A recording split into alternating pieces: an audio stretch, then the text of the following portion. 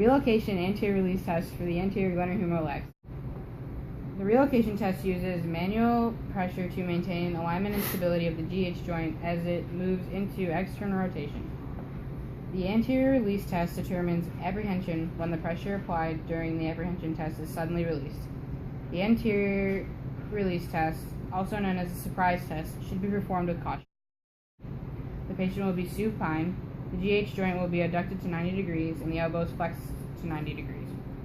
The examiner will be standing beside the patient, inferior to the humerus on the involved side.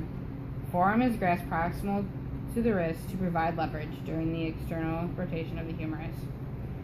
The opposite hand is held over the humerus. The procedure for the relocation test.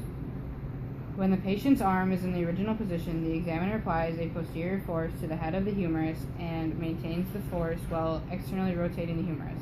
The procedure for the anterior release test or surprise test. When the GH in the external rotation during the relocation test, the examiner removes the hand applying the pressure. Positive test for relocation test. Decreased pain or increased range of motion compared with the anterior apprehension test. Positive test for surprise test. Apprehension and or pain with the anterior stabilizing pressure from the relocation test is removed. Implications for the relocation test. Anterior pain may be the result of increased laxity in the anterior ligamentous and capsular structures or a tear of the labrum. Posterior pain may be from internal impingement of the posterior capsule or labrum. A positive test result supports the conclusion of the increased laxity in the anterior capsule owing to capsular damage or labral tears.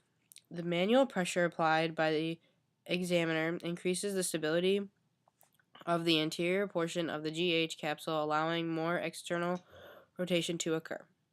Implications for surprise test.